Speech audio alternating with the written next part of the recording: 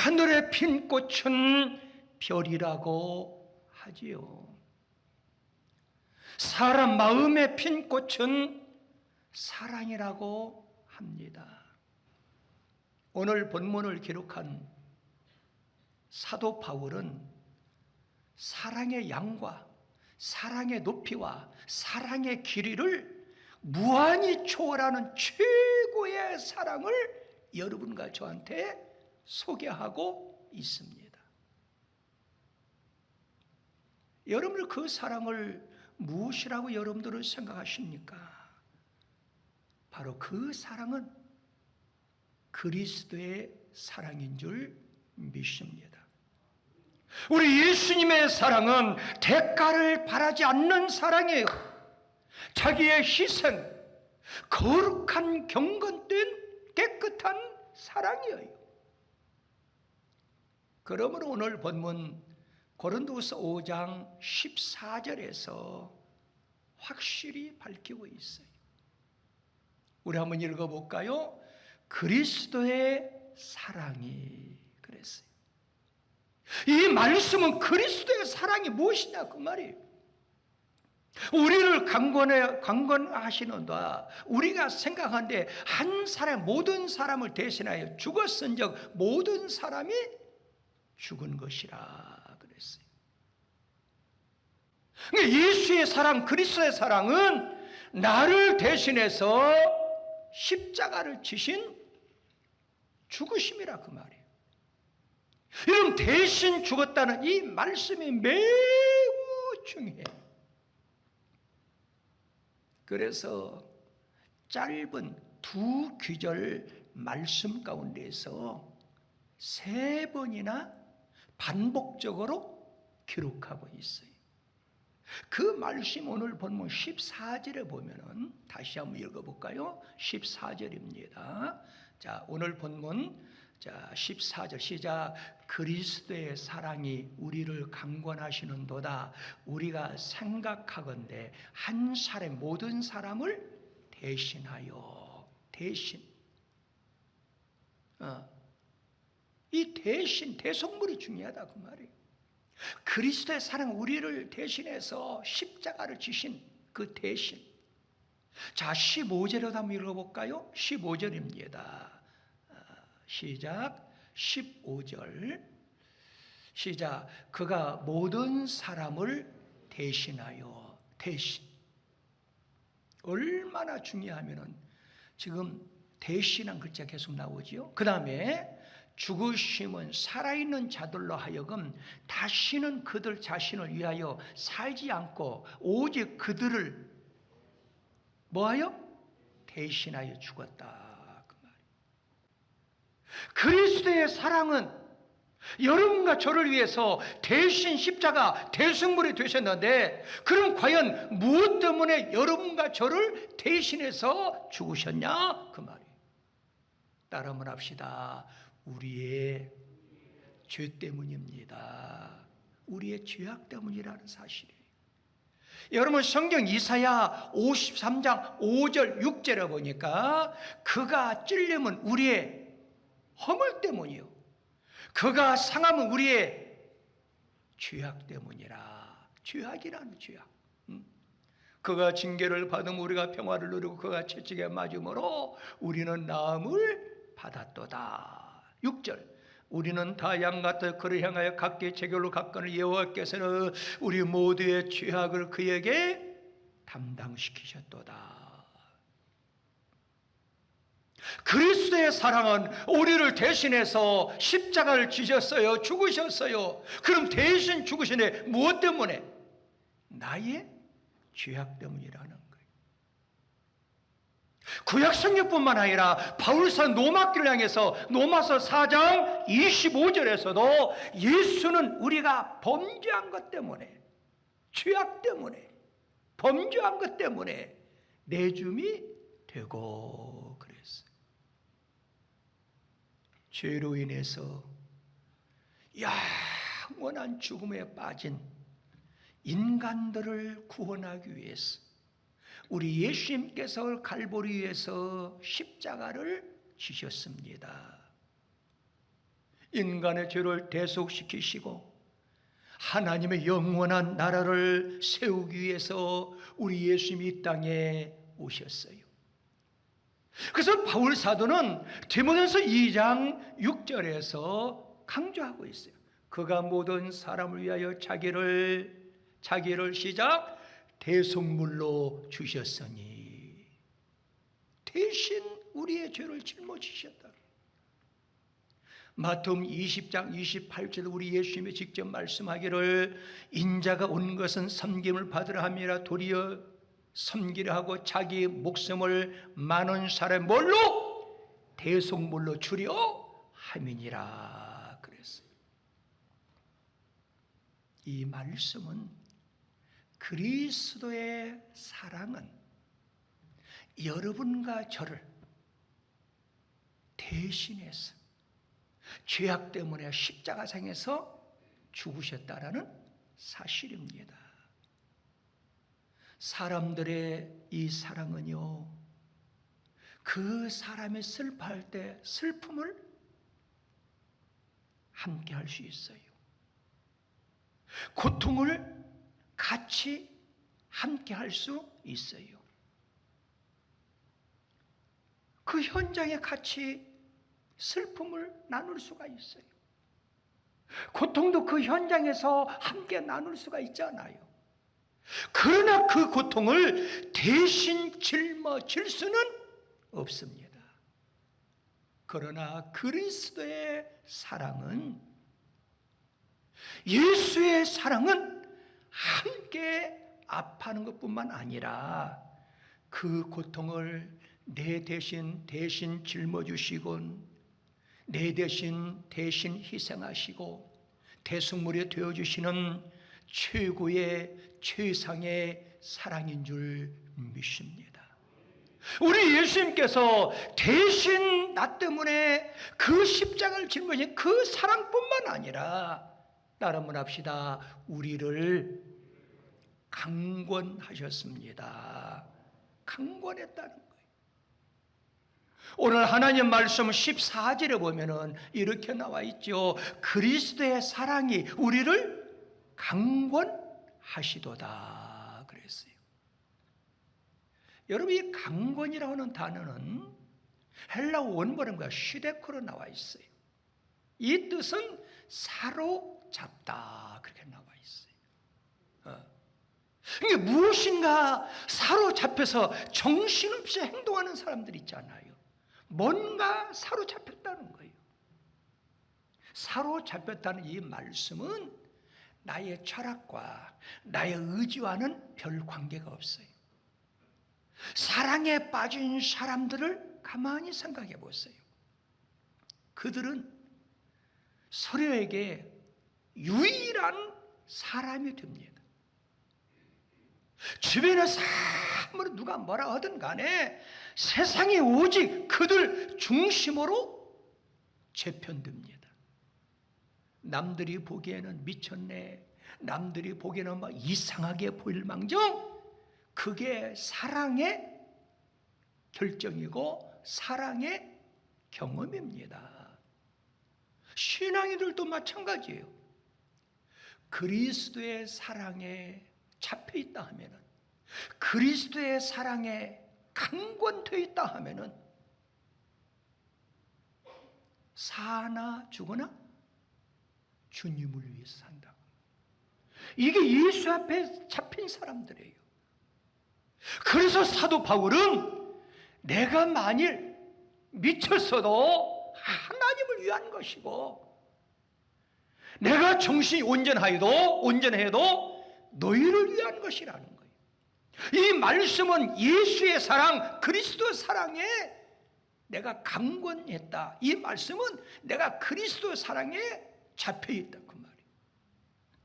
고린도서 5장 13절을 한번 읽어볼까요? 시작. 우리가 만일 미쳤어도 하나님을 위한 것이요 정신이 온전하여도 너희를 위한 것이라 그랬어요. 이 말씀은 그리스도의 사랑에 강권되어 있다, 그리스도 사랑에 잡혀있다 그 말씀이에요. 이 바울에게 하나님의 뜻대로 사는 것보다 더 가치 있는 일은 지구상에 없다는 거예요. 오늘날 이 땅에서 여러분과 제가 택함을 받았어요. 예수를 믿음으로 구원받은 백성이 되었고, 예수 믿는 사람이 되었고, 하나님의 시민권을 가지고 있다고 하면은, 그러면 여러분과 제가 이 땅에서 어떻게 살아가야 될까요? 이 세상을 가만히 보세요. 나누고 쪼개지고 빠개지고 차별하고 서로 혐오하는 세태에 맞서서 그리스도의 사랑으로 잡혀 있다면은 여러분과 제가 앞장서서 서로 만나게 해줘야 되고, 공동체를 이루게 해줘야 되고, 서로 사랑의 선물이 될 수 있도록 사랑의 선물을 주고받고 그렇게 살아갈 수 있도록, 그것이 여러분과 저의 소명이고 여러분과 저의 사명인 줄 믿습니다. 우리 예수님은 사랑하는 바울을 사로잡았어요. 강권했다 그 말이에요. 사로잡혔다 그 말이에요. 그럼 왜 우리 주님께서 이 사도 바울을 강권했느냐? 그 이유는 따라 한번 합시다. 하나님의 영광을 위해서 사로잡았다. 사로잡았다는 뜻이 뭐라고요? 강권했다. 강권했다. 사로잡았다 그 말. 그래서 사도 바울은 일평생 동안 그 그리스도의 사랑의 강권 사로잡혔어. 무엇 때문에? 예수의 사랑에 잡혔어. 하나님의 영광을 위해서 살았어요. 그래서 고린도 교회 성도를 향해서 여러분들이 먹든지 마시든지 뭘 하든지 누구의 영광을 위해서? 하나님의 영광을 위해서 살라는 거예요. 그 말씀이 고린도전서 10장 31절에 보면은 그런즉 너희가 먹든지 마시든지 뭘 하든지 다 하나님의 영광을 위해서 하라. 하나님의 영광뿐만 아니라 예수의 사랑에 잡히다 보니까 일평생 동안 그리스도를 위해서 살도록 사로잡혔다 그 말, 강권되어 있다 그 말. 그 말씀이 빌립보서 1장 20절에 보니까 나의 간절한 기대와 소망을 따라 아무 일에든지 부끄러우지 아니하냐고, 지금도 전과 같이 온전히 담대하여 살든지 죽든지 내 몸에서 그리스도가 존귀하게 되게 하려 하나니 그랬어요. 우리 사랑하는 성도 여러분들, 이 시대에 우리 성령님께서 여러분과 저를 항상 강권적으로 이끌어 주실 줄 믿습니다. 이 말씀을 성령에 사로잡혀서 살자 그 말씀이에요. 그리스도의 사랑은 우리를 대신해서 십자가를 지실 뿐만 아니라 그리스도의 사랑은 강권적으로 여러분과 저를 사로잡는 것뿐만 아니라, 다른 말 합시다. 그리스도의 사랑은 새 것으로 만들어 주었습니다. 새 사람으로 만들어 주었다는 거예요. 믿으시면 아멘? 여러분, 오늘 본문 17절에 보니까 그런즉 그랬어요.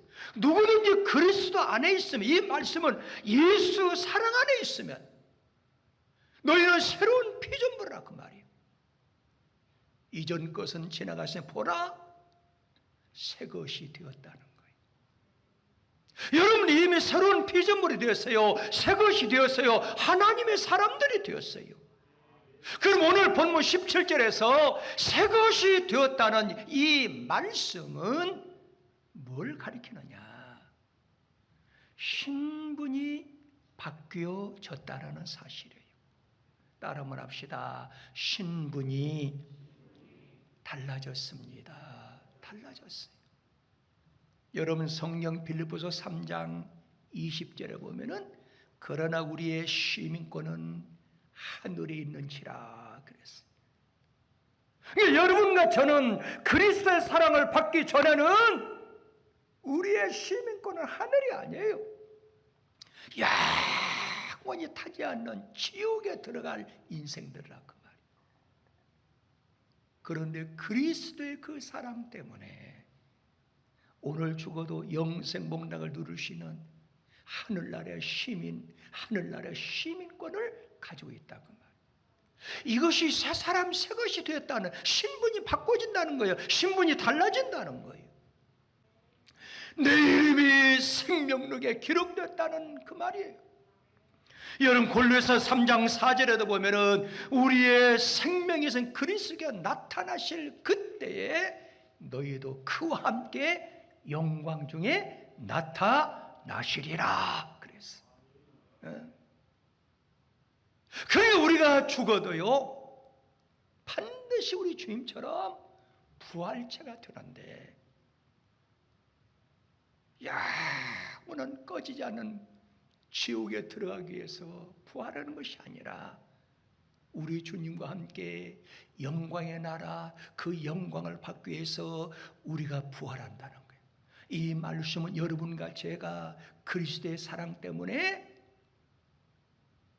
뭐가 됐다는 거예요? 신분이 바뀌어졌다라는 사실이에요. 믿으시면 아멘. 하나님의 사랑으로 성도는 새로워졌고 영생을 얻게 되었어요. 여러분 성경 요한복음 3장 16절에 보면 하나님이 세상을 이처럼 사랑하사 독생자를 주셨어요. 누구의 사랑으로? 하나님의 사랑으로.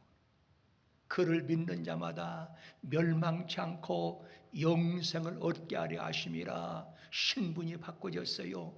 영생 얻을 수 있는 몸으로, 하늘나라 갈 수 있는 신분으로 여러분들 이미 바꿔졌다고 말이에요.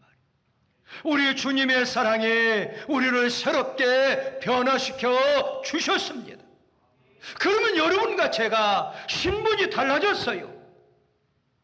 지난 과거의 사람이 아니에요. 그러면 신분이 달라진 우리가 새롭게 변화되고 새 것이 된 우리가 우리 마음껏 예수의 사랑을 내 마음속에 간직하고 있다고 하면은 앞으로 여러분과 제가 어떻게 살아가야 될까요? 따름을 합시다. 화목하며 살아가야 됩니다. 고린도후서 5장 18절에 19절 말씀 시작. 모든 것이 하나님께로 났으며 그가 그리스도 말미암아 우리를 자기와 화목하게 하시고 또 우리에게 화목케 하는 직분을 주셨다고 말이에요. 직분을 주셨어요. 그 다음에 시작. 그 하나님께서 그리스도 안에 계시사 세상을 자기와 화목하게 하시며 그들의 죄를 그들에게 돌리지 아니하시고 화목하게 하는 말씀을 우리에게 부탁하셨다. 명령했다고 말이에요. 사랑하는 성도 여러분들, 이 지구상에는 수많은 사람들이 살아가고 있잖아요. 그렇죠? 그런데 의문점이 너무 많아요. 그래서 세 가지 의문점이 있다고 하잖아요. 여러분들 아마 읽어봤을 거예요. 톨스토이의 작품을 보면은 우리 인생에서 풀기 힘든 세 가지 의문점을 가지고 있는 임금님이 계셨어요. 이 의문점은 뭐냐면은 모든 일에 있어서 가장 적절한 시기가 언제인가. 두 번째는 내 삶 현장에서 어떤 인물이 가장 중요한 인물인가. 세 번째는 세상에서 가장 중요한 일은 무엇인가. 이 세 가지 의문점을 가진 임금님이 계셨어요. 이걸 풀지를 못하는 거예요. 임금님 머리에 대해서 가만히 생각해 보니까 그래도 파란만장한 인생길을 살아온 연세가 많은 분들이 인생 살아 겪어왔으니까 아마 알 수 있을 거야. 그래서 파악을 해보니까 연세가 제일 많은 분이 저 시골에 사신다는 보고를 받았어. 그래서 임금님이 연세가 많은 그 어르신을 찾아갔어요. 그리고 역시 시골이라 그 연세가 많은 분이 밭을 메고 있었어요. 임금님이 질문했어요. 여보세요 어르신네, 우리 인생에서 세 가지 의문점이 있습니다. 가장 적절한 시기가 언제이며 어떤 인물이 나한테 가장 중요한 인물이고 어떤 것이 가장 중요한 일입니까? 물어봤어.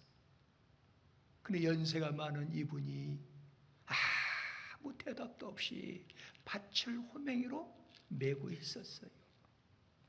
그런데 그때 마침 그 산속에서 젊은 청년이 피투성이가 되어가지고 임금님 앞에 쓰러졌어요. 이 임금님은 정성을 다해서 치료해주고 간호해주고 그랬어요. 그런데 알고 보니까 임금을 죽이려고 뒤에서 쫓아왔어요.